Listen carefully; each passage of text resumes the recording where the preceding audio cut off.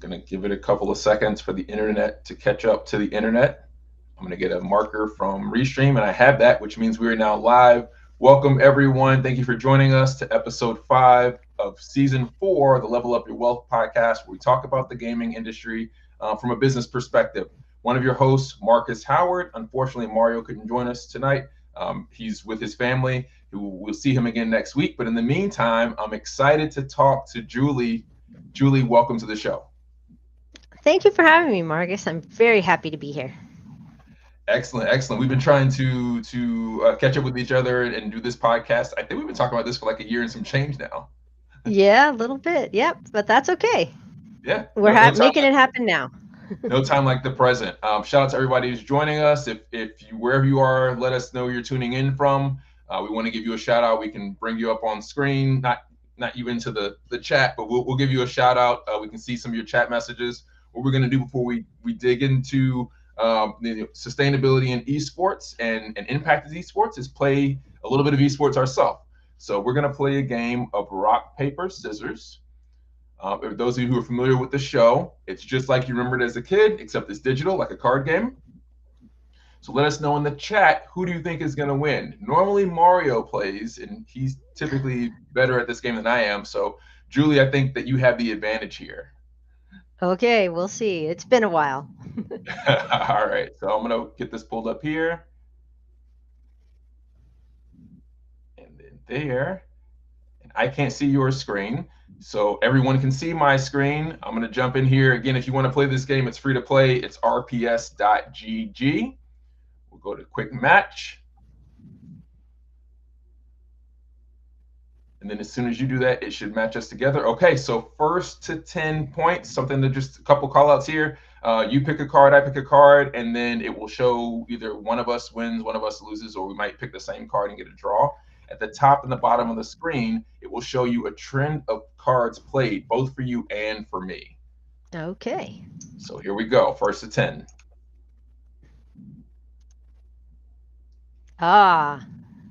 Start with the draw. All right, and Julie gets an early lead. Earlier lead. I am not doing well. Uh-oh. All right. Oh, there we go. So Julie, what I love about this game is that anybody can play this. It's a responsive web app. So we didn't have to sign in. You didn't have to make an account.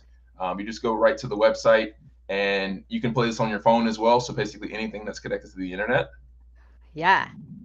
I've used this at events. So when I spoke at the Collegiate Esports Conference up in Massachusetts, I guess that was a month ago now, we used this event. We actually had the school's esports team's logo on the backs of the cards. Oh, that's really nice. It's a cool branding. Yeah, nice to add that personal touch. Yeah. Got a couple of draws here. We're tied. Oh, there we go.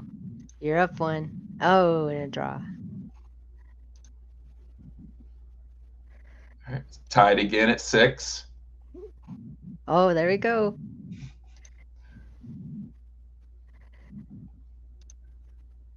Well, match point. So if Julie gets this next one, she wins. Let's see. Heart of the cards. I'm going to see if I can see the trend here. I'm going to guess you picked, hopefully you picked rock. No. No. Woo! That's the match. It's okay. Congratulations, Julie. Thank you. Thank you for a good game. That's fun. Like for a quick connection. I play games online all the time with my grown children who are in Texas and in Florida, and we're always looking for new things to do. So that'll be fun just to get in and beat them really quickly. So what games are you playing these days? What's your favorite go-to game? I'll be honest, I am a diehard. I love strategy games. And so I play mostly with my kids. We play Minecraft, we play Civ 6 a lot. Right now I'm kind of addicted to Power World. I'm not a big competitive. I like to get in and like plan and, build and structure and, figure out strategy and stuff like that. So I would say Civ 6 is probably the one I play most with my kids. But I dabble with Rocket League. I'm really bad, but I love to play. So I'm still trying to figure out like a lot of the maneuvers and whatnot. So, but yeah, that's primarily where I keep it. Can you fly the car in Rocket League? Because I haven't even figured out that piece yet. Is that tell me where you are in Rocket League? Yeah, I can, and I can do a couple spins, but not and hit the ball. I could fly, but not hit the ball all the time. Or if One or I the do, it's random, right? So, yeah, it's and I'm usually the one that's like trying to defend and like miss. Oops, other? Okay. that's all right. You never accidentally scored on yourself. I have done that. Yes. Hmm. Oh, okay. I have.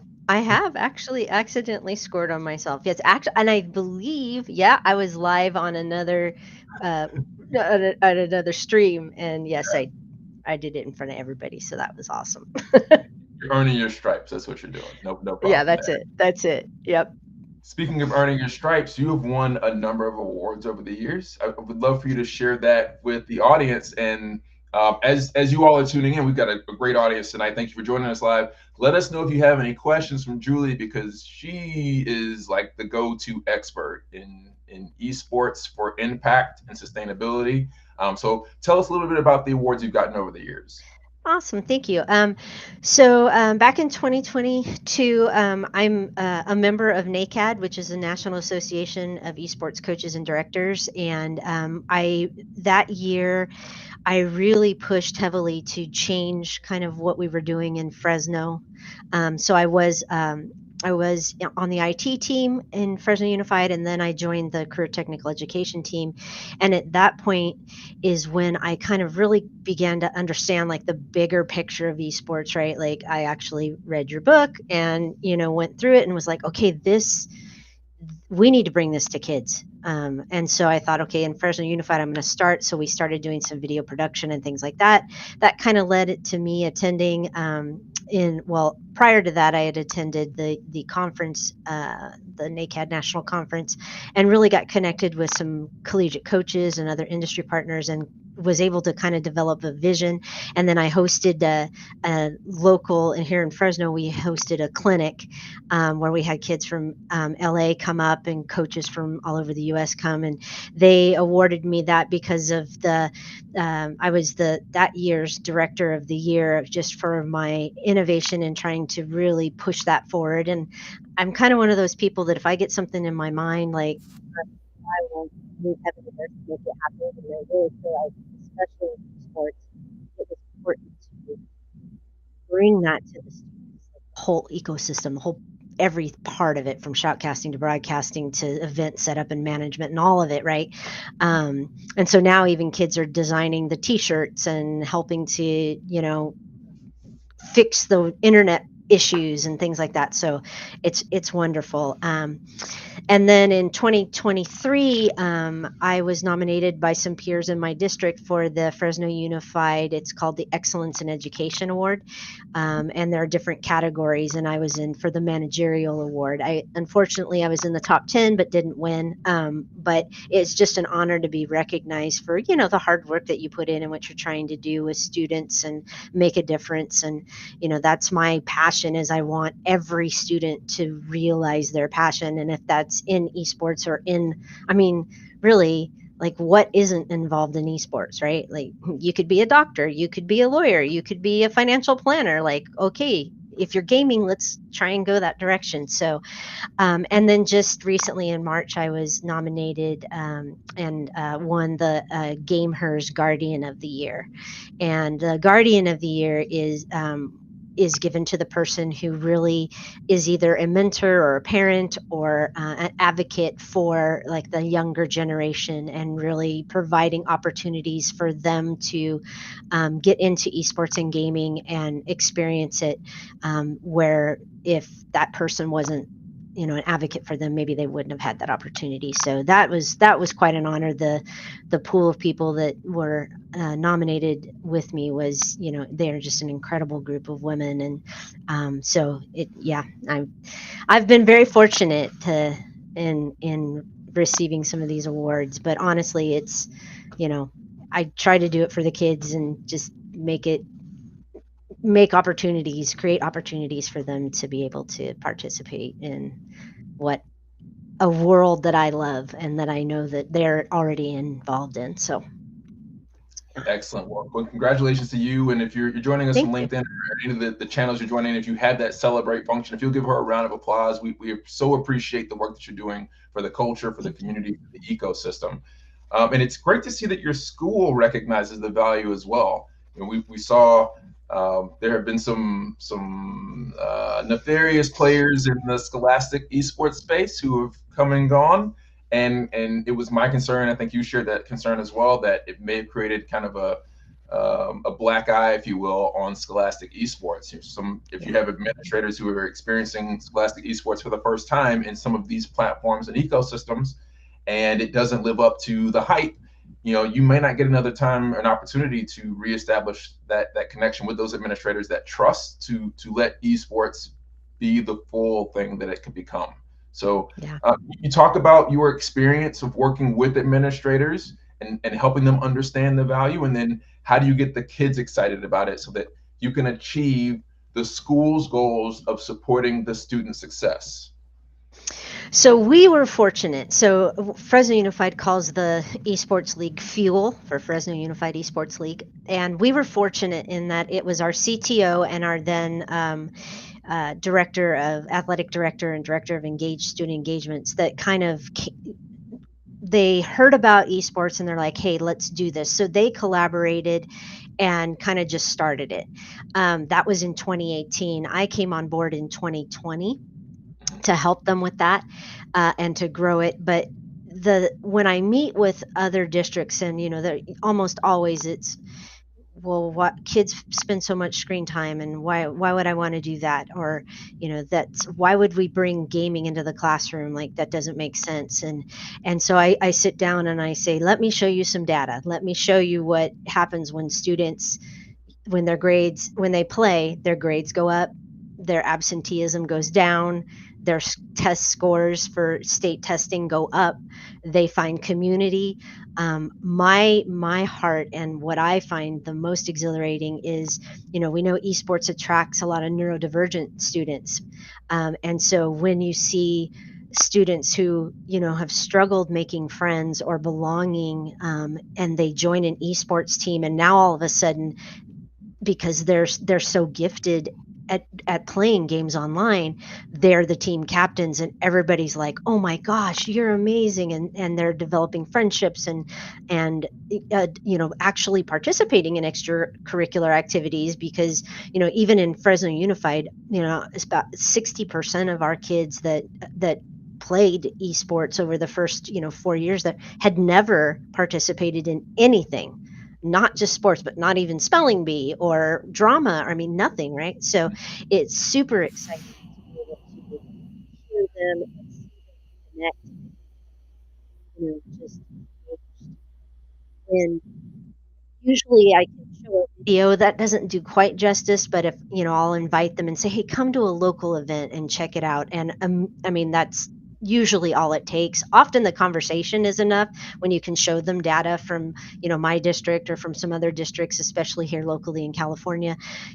They're immediately like, okay, well, we can give it a try. And then there's varying approaches, right? We can do it in club, we can do it in class, we can do it in as a competition, and every kind of variation combining those things.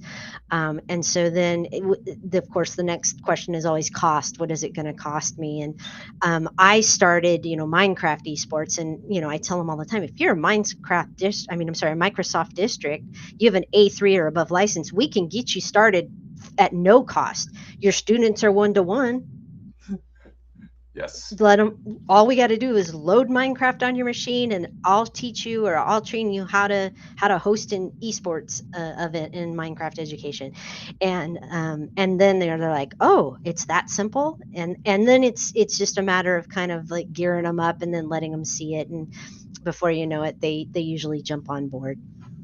Awesome, awesome. So I know that you and I have talked about this before, but if you don't mind, can you discuss like your thoughts on kind of grassroots growth versus the arena approach? Because it sounds like what you just described was a grassroots approach. Let's start with something that's low budget or free, that's accessible, doesn't Hmm. require a lot of overhead or investment.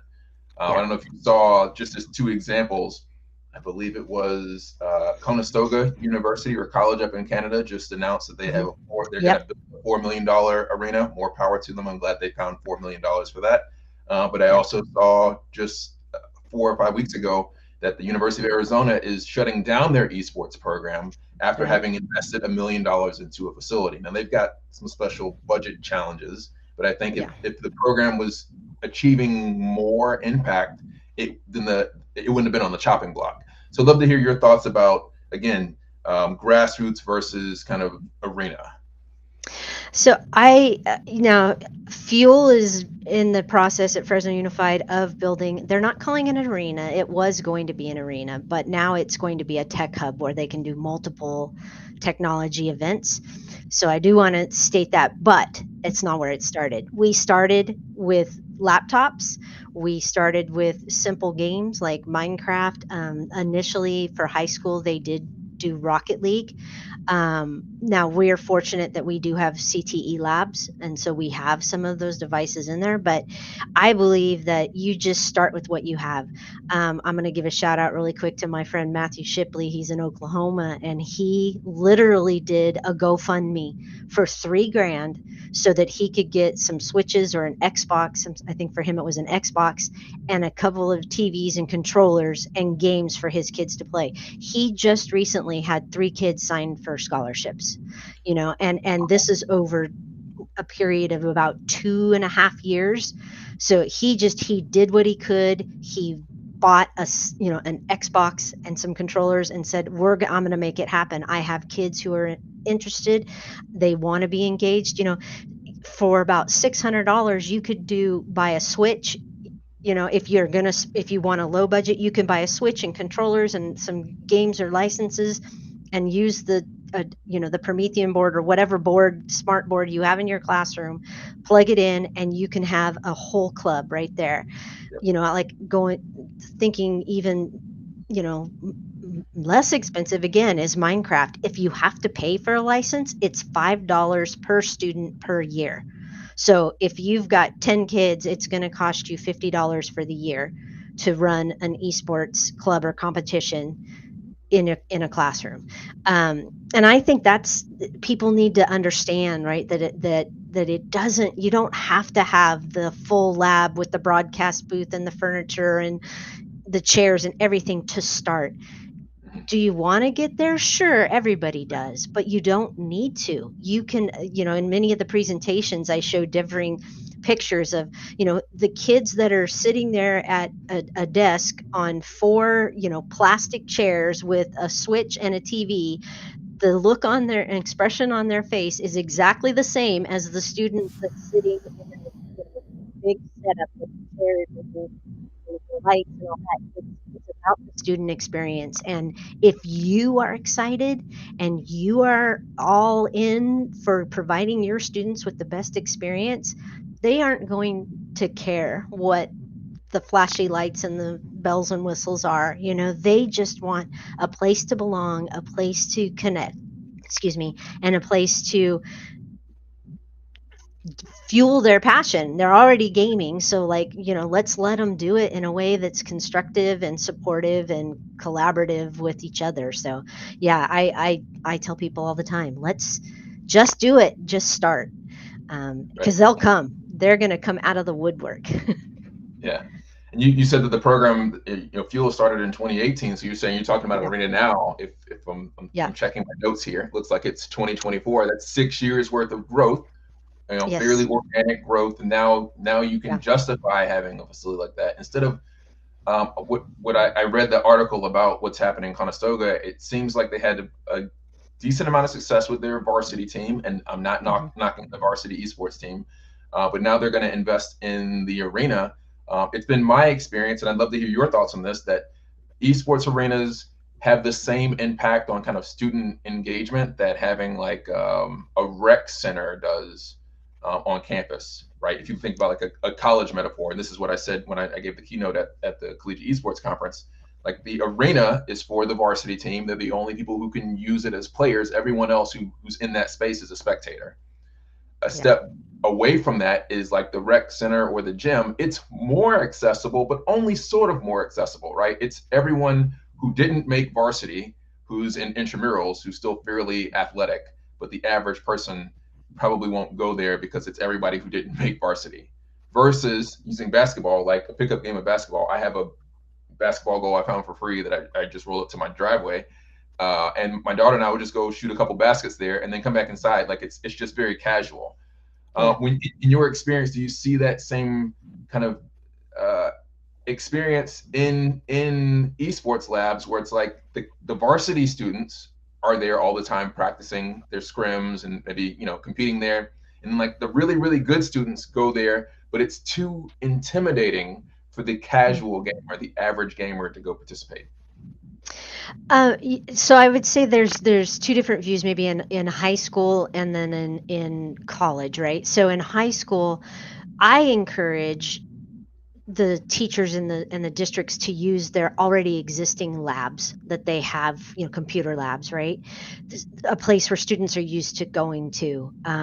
But if you have, a coach, and again, I really think it has to be fostered from the leadership down, right? Like, so if you have a coach that's inclusive and saying, right, hey, doesn't matter if you're good or if you're bad, come on in, we'll invite you in. Now, in the collegiate space, you do see where there are, arenas or setups where it is kind of for the elite gamers.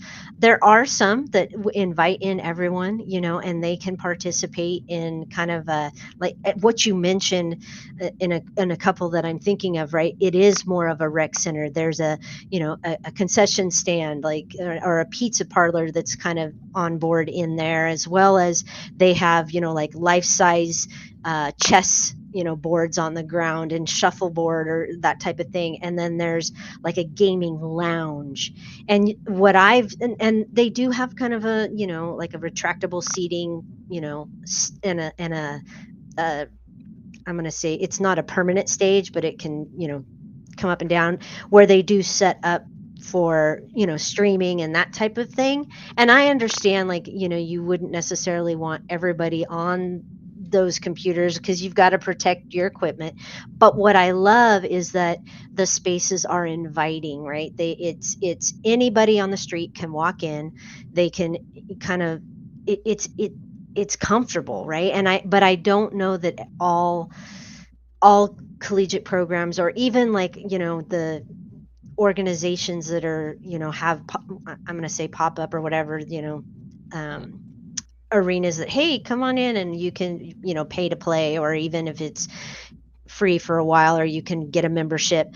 It isn't always super inviting, I guess. And so I think that it's important to make it, because again, we have to remember, like, a lot of the students, a lot of people who are into gaming are neurodivergent people, which means, that they, and I'll just speak for, like, my own children, right? They deal with some anxiety, and so to walk into a place where there's lots of lights and sound and bells and whistles, and it just the look of it can be intimidating. But then if you have people who aren't inviting, or, the feel isn't welcoming, it can be a turnoff. And so, especially in schools, I think it's really important. Like, many of the coaches that we had at Fresno Unified, are still coaching, are those type of people. It's I want to be your mentor. I want, it's not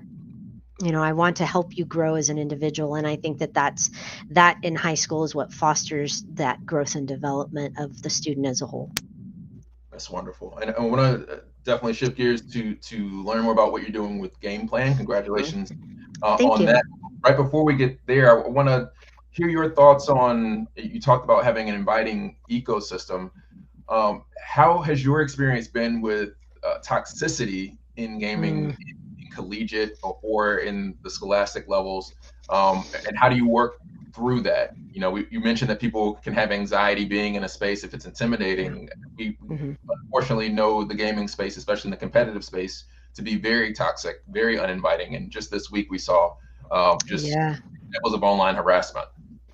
That was I commented like that is one of the most egregious things, like horrible, horrific that I've ever seen. I personally have never had someone talk to me like that, but I have many, women friends who are gamers that experience that on a daily basis, and it's just it baffles me. Like here we like you said, we're in 2024. How are humans treating other humans that way? Like I just don't understand.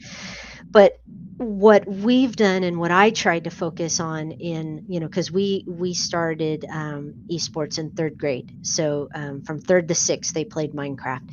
And when I meet with people, I tell them there's a big difference between gaming and esports, in my opinion.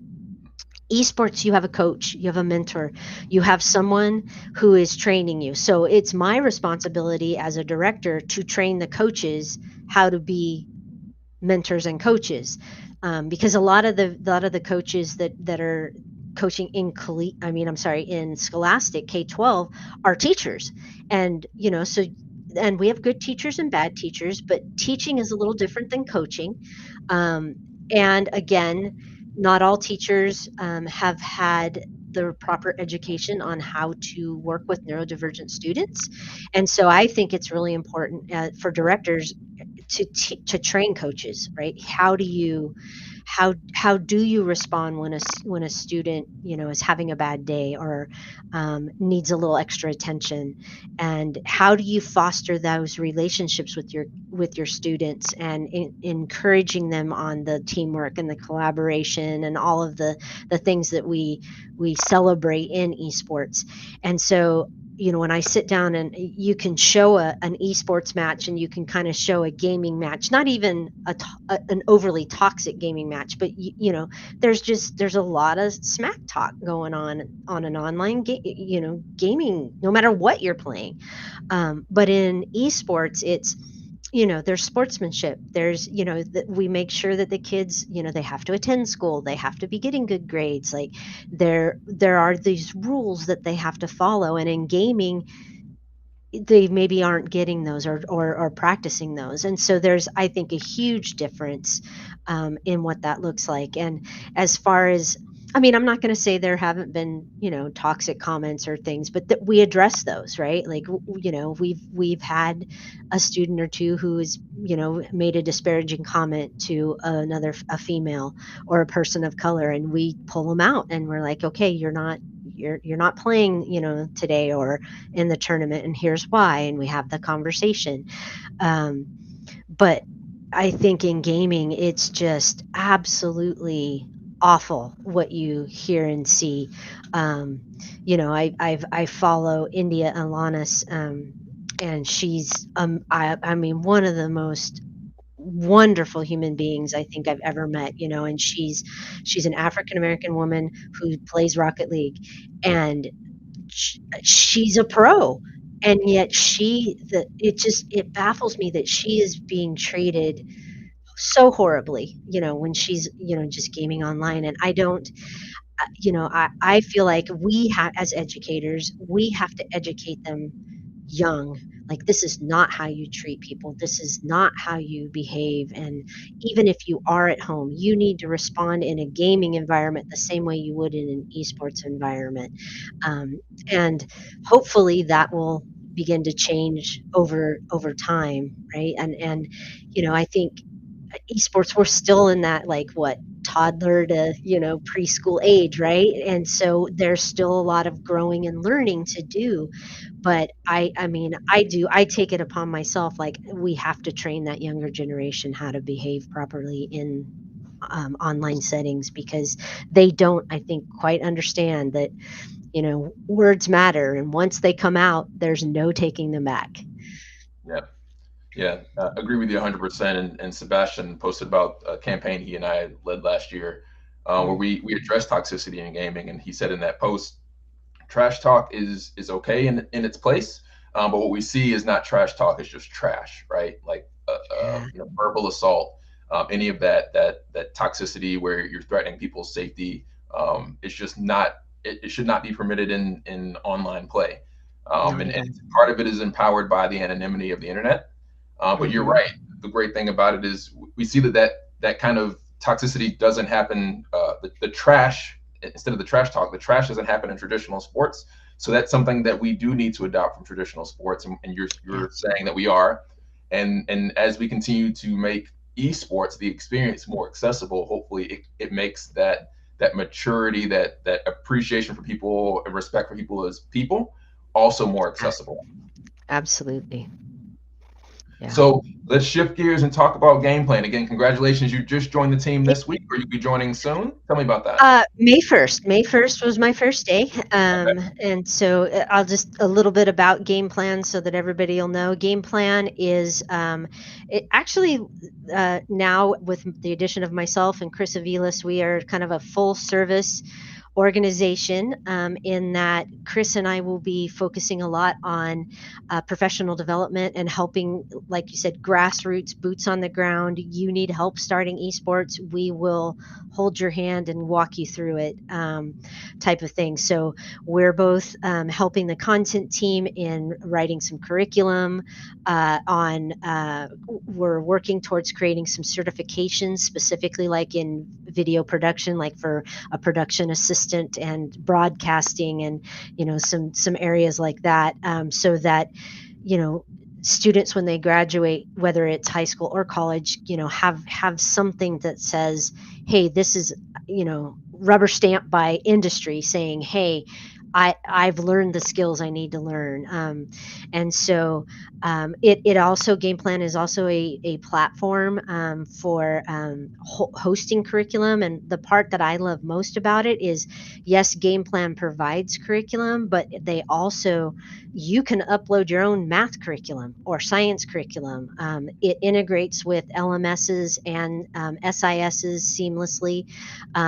And so it's really kind of a full service platform that teachers can use, to grade and just make assignments. There are data analytics tools, not that gather any student information, but where you can compare, like if you have, one class that's using game plan and another one that's not, you can see the difference in their test scores and their engagement and that type of thing. So the dev team is really working hard to make it so that it's a full experience, not just like people would say, oh, just an LMS or a platform. It's not just that. So my main role is specifically going in and helping people, to start or grow their esports program. Like, what's the next level? If do you want to integrate it in your CTE courses that already exist, I'll help you do that. Do you want to have your own course? Great, I'll help you do that.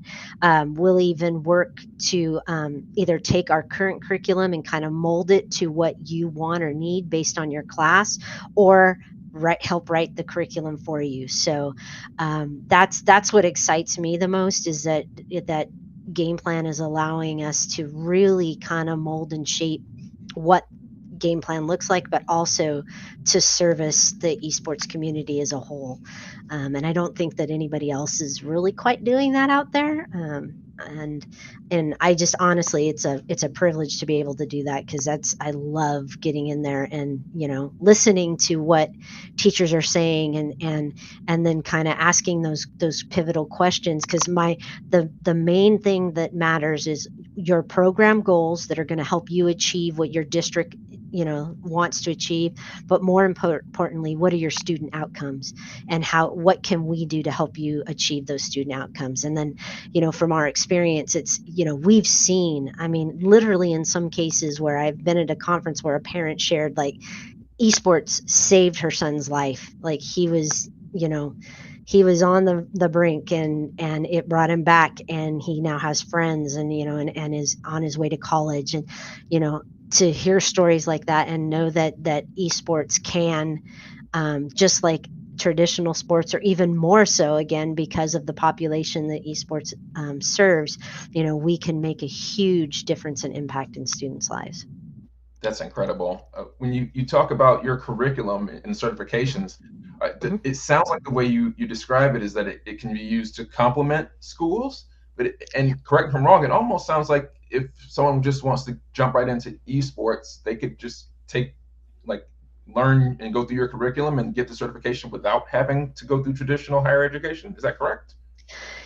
So the certifications aren't developed yet. We will be Okay. developing those, right? Those are not done. That's just yeah, that's to come.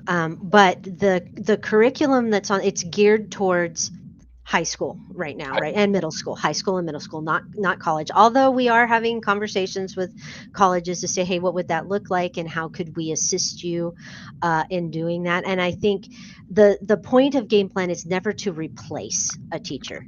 It's Right. to assist the teacher, because that that individual that's in front of you as a student, right? That there's so much value there, and we don't ever want to just, for it to be, oh, you're just going to do this online certification and this is what you get. It's hands on. So, like, when we talk about video production, right? You are actually going to run the camera. You've got to know the lighting. You've got to know how to do, the sound equipment. You've got to be able to edit and deliver, and so it's a full hands-on activity. And the same for broadcasting, right? You've got to have hours upon hours of what you're going of being on camera and in front of the mic, and learn about communication and script writing and all of those things to be able to have a solid broadcast. So, like I said, those will be in development. It'll take a while for us to get those together, but the intent is to, yes, game plan does have their own curriculum, but it also allows for, like, because we understand there are teachers out there who have written their own esports curriculum. Matter of fact, if you go on to California's website right now, there's probably 30 or 40 classes that are being taught up and down California. And those teachers can take that curriculum and just upload it into game plan. And then what game plan allows, again, you to do is to be able to look at analytics. And of course, you can do VOD reviews in there, and you can, do, um, you can schedule your classes or schedule assignments, and it'll track who's turned them in and who hasn't. And then also I think the ability to um, um, the social emotional part, right? To be able to track, like, what how students are feeling, and doing check-ins with them and things like that are also really important. And also, part of what's going to be implemented here in game plan. And so I'm just excited, because I felt like, again, it's an opportunity for, more than just, here's a product. It's the service part that excites me the most. And that's what I've been doing here in California. Like, my district was awesome to allow me to say, oh yeah, you can take meetings and have conversations and help people.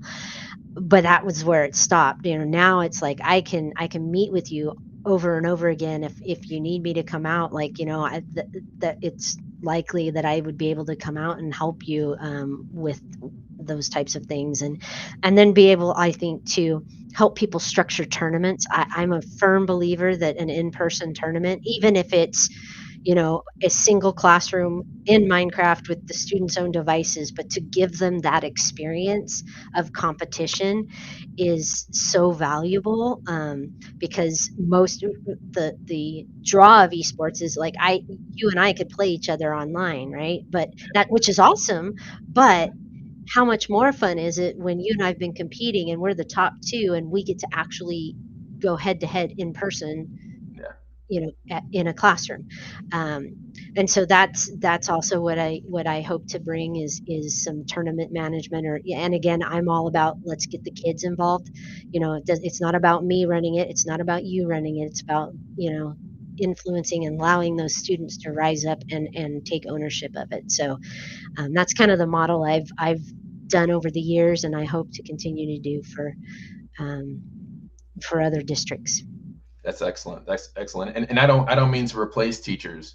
Oh yeah, I've met with several schools over the years, and again, having I teach at a university, I believe that the business model of higher ed is quickly becoming obsolete. So when I meet with schools, I encourage them to think differently about what education, the role it plays with students, yeah, and how it delivers on what the students expect is the outcome of them paying their time and investing their money yeah, um, into learn. And so I could see one scenario in the future where you empower schools like universities to be more nimble about their offering, where maybe hypothetically you don't have to have every student get a 4-year degree, but they're still engaging in learning, yeah, more agile, more nimble track. yeah. For me, the goal is to help someone get as quickly from I started learning to I'm now getting a return on the time and the money I invested on what I learned. Right. Yeah, and I'll be honest from my perspective, if we can do that for students exiting high school, and I say that because like if you look at software developers, right, or programmers, like my son for example, like when he took some coding courses at a local here in Fresno at a local tech hub. We both did actually, and he found his passion, like, and immediately, like, that was it. And within 3 months of taking his first two courses was teaching classes. And so then he was able to land a job, at 19 years old, that Wow. was well paying, right, because he could show, right, what he could do. They'd give him a quiz or a test and he'd code it out, and then, okay, there it is, right? So I feel like there's opportunity for us to do that as well. Not that, now he has gone on and he will graduate in May with his bachelor's degree in computer science and all of that, but which I think is really important. But if students can graduate and they have like a video production assistant, certification, and they can start in a career and then also take classes and get their degree slowly while they're in an entry level job, then they're going to be more successful and more excited about it than if they just go off to college and they're working at McDonald's, or just a minimum wage job. And so that's really what I hope for. And as well, like we said, like I mentioned, that in talking to some of the college coaches, um, there's a lot of, we're trying to move into dual enrollment opportunities with students in strategically with certain universities of, for esports, and what that looks like, and how then can we create a pipeline to where if a student does get dual enrollment, then they get acceptance into your university, and that's a more seamless and easy pipeline for a student than just having to go through the application process. I mean, that was crazy doing that. I just and then you wait and wait and cross your fingers and hope, and and rejection letters and acceptance letters. It's crazy, right? Now, Yeah. not that that's part of it, but if we can prepare students and give them that, I call it pipeline, with colleges in certain areas, if they know what they want to do, or if they're, really skilled and gifted in a certain, if they're awesome shoutcasters, great, let's find a way to get them in there, and onto their career sooner than later. Agreed 100%. You mentioned that you're an advocate for students getting the experience, right? Like instead of having the Mhm. professionals produce the event, the shoutcast, or IT, have the students be involved. And I agree with that 100%. What has your experience been with helping them kind of document that experience that they're gaining so that, as you mentioned, right, if you graduate from high school, if you go to college, amazing. If not, and only 30% of high school graduating students end up going to college, like the other 70%, if Right. how are you helping, or have you seen the experience help them prepare for their careers? how are they cataloging that experience and documenting it so that they can help them maybe jumpstart their career right after they graduate high school? Right. So what we've done, and I can't take complete credit for this, but our teachers that we had here in Fresno Unified, I'll use them as an example, and specifically, I'm thinking of the video production teachers. They have the students build portfolios, so that they're they can use an online resource to have their website. Some of them will partner with other computer science students who also need to build websites, right? And have them help and work with that. But then they have a presence of, hey, I created this video, and they can show it. Or we have at our events, we host twice a year, we host an in-person tournament for everybody that is in our esports program. So really the season is like more of like practice scrimmages, and then the tournament is so everybody goes, all the teams go. And then I've worked with the different video production and graphic design teachers, and computer science teachers, and to bring the students in. And so they're filming the players as well, or they're filming each other. So I said, you share your information. So like also you get, and of course there we take a lot of pictures and whatnot, but so that you can actually see yourself doing the job you're doing at the event. And that way you also have that to show, like, hey, here's how I get in and I interview a student, or how I'm thinking of our one kid who carries around, the massive boombox camera on his shoulder all day long, and gets in there and zeroes in on people. And I said, now interview him while he's doing that, about like why he's doing what he's doing. And so it's just training them that like everything that they do, or explaining to them that everything they do has value. And so then having those online portfolios, I think, make a huge difference, because they can submit those then with their applications.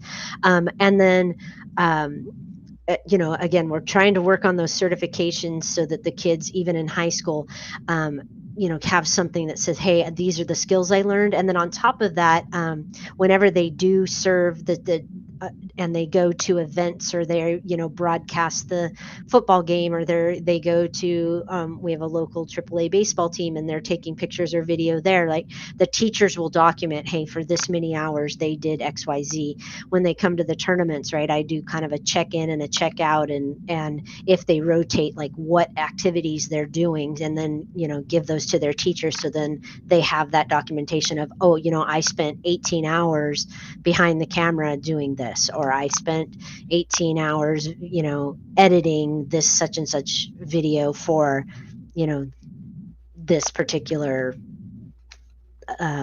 wrap up, or whatever. They put their content is on their school websites, often featured on the district website for things that they've done. So it's just trying to, I think, really provide legitimacy to what they're doing, that it's not just a school assignment, but this is a real world project that you are getting experience in, and then you can take that with you as you go on into college or to apply for a job. That's powerful. I think, and you probably had this experience as well. So I don't think this. I experienced it myself as well. That had projects where they were just very fictional, and almost felt Mm-hmm. like kind of throwaway work. So Mm-hmm. you're doing it because you have to, and not necessarily because you like it or you want to. And so it Right. sounds really empowering and encouraging to have an opportunity where it's real world experience and it aligns with the students' interests. And so now they're more personally invested, when they get more out of it. Everybody gets more out Yeah. of it.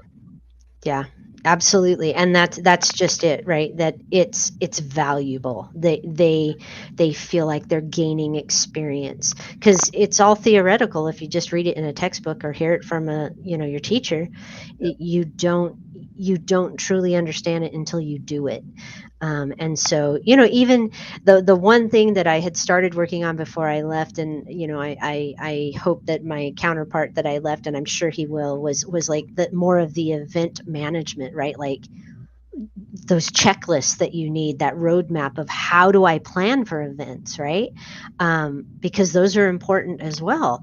And all the contingencies or backups like that, you have to think of, like, okay, well, what if the power goes out, or what if we have Wi-Fi issues, or what if the we're missing a cable, or what, all of those things, right? Like, so, um, even that for students is a wonderful experience, because they're troubleshooting, they're using their critical thinking skills on the fly, right?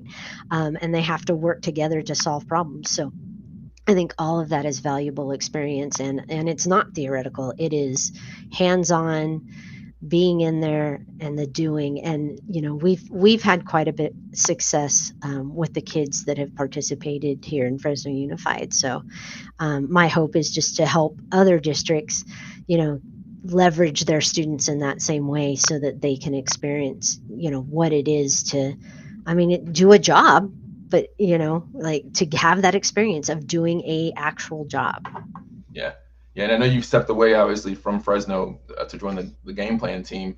In Hmm. the 6 years that the programs there, and the 4 years you've been involved, have you seen them get to the point where they kind of grow beyond esports into gaming in the classrooms? So, for example, like not just hosting Rocket League tournaments, but like Hmm. using video games to teach spelling and math and chemistry.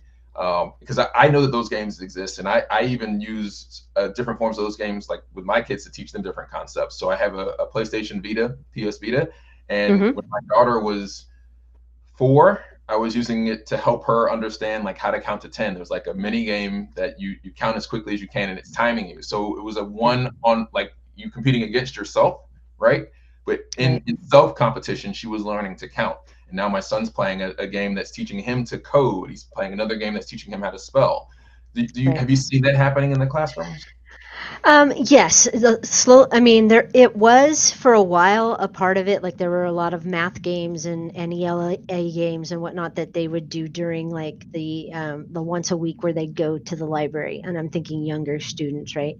But what we see now is, and again, we were, sorry, Fresno Unified is a Microsoft district, so Minecraft is readily available. And so part of what I did over the last year was, myself and my teammate Garrett and I would go into classrooms and show teachers how, okay, there's a world that is called League of Literacy, and it's essentially a table with 8 open books. And I'm like, you could use this for social studies. For We did a competition where we aligned it to the wonders curriculum per grade level, right? And then students would build out things in the story, uh, appropriate for their grade level, but then they'd also have to write narratives about it. So there are things within schools that, yes, you can foster directly related to your content you're teaching. But yes, students, in my opinion, learn more when it's gamified, right? Even if it's like Kahoot, or something along those lines, where you have a multiple choice, or you have to think quickly on your feet, and you add that competition and that fun. Like, students are going to learn and retain that knowledge, rather than just reading it and regurgitating answers to a test. And so slowly, I think it's going there. We In Fresno, we do have a few teachers who teach something that we call Tournament of a Technology, which has now been around for 17 years. And it has 4 different categories in coding, design, robotics, and video. And so the teachers then can teach that Tournament of Technology course. And we have one teacher in particular who teaches game design with Minecraft and Unreal Engine, a couple of them that will use Unreal Engine, and allow students to, like, especially like the Rube Goldberg experiences and things like that, where students are building and crafting and learning. And then with Minecraft, there this one teacher in particular, he'll teach video production to his middle schoolers in Minecraft with like the camera and the portfolio and then just different things that he's learned and added in. And so what I see is when I walk into a classroom, the students who have those interactive opportunities with different games um, are much more engaged than students that are just being lectured to, or having to read and answer questions. And so I think teachers are picking up on that. I know there are teachers that use like Civ 6, right, to teach history and things like that, which I think is incredible. Not just that, but you teach war, you teach governments, you teach philosophy and religion, and bartering and buying and all of those things, and building. I think that as esports is kind of being more accepted, I think that in class gaming is also growing a little bit. I hope it picks up a little bit more. There are also some really great social emotional learning games that I've been advocating for, and we'll start using hopefully this fall at Fresno Unified in the after school programs, with where students learn self awareness, and how to communicate appropriately, and how to self reflect and check in with to make sure that that you're healthy yourself, and that you're paying attention to your body and your emotions and things like that. And so I think that those games and more are going to start to creep their way into education more and more. That's awesome. And as that happens, do you see a potential in the future for game plan to align like games directly into the curriculum, or vice versa, or some middle ground? Yeah, so absolutely right. The two main courses right now that they have focused on are Introduction to Esports and like a digital media course. But yes, because you could like, how awesome is it to teach physics or geometry with Rocket League, right? Like when you understand like velocity and inertia, and then you're talking about the angles you have to take in order to cut someone off, or be able to um, hit the ball at the right angle to get it to move in the direction that you want to, right? Like that's geometry, that's physics. So I know that some of that is embedded within some of the Rocket League content. I think that it will even, as teachers adopt it, I think they will take it and they will even make it more impactful for their specific subjects, like in high school. For a physics teacher to completely, kind of to take the content that's already there, but then to tweak it specific to their specific lessons. And I mean, if you're a teacher and you have a physics class or you have a geometry class, and want to share your content with us, like I am happy to look at it and like map it to you know uh, standards and to existing coursework, because that's where the value comes in. If you're a teacher, I want to help you teach the best way you can teach. And so I mean that's what I hope to gain from my time at Game Plan, right? Is, yeah, you go on a Rocket League course, then let's talk, and we'll help you. I'll help you figure out how do we put a Rocket League course in your physics class, or align it to your standards so that it meets everything that you need. I think that would be amazing, and kids would love it. That's really exciting. I want to, after this show, maybe next week, talk to you about potentially doing that with a real-time strategy game called I Am Hacker Internet War. It's a real-time Okay. strategy. You play as a hacker who's trying to save the internet from AI, a corporate launched AI. The single player you play with mouse and keyboard, but the multiplayer, the competitive, is called algorithmic esports, because you can play it as well by writing code in any language or using chat GPT prompts.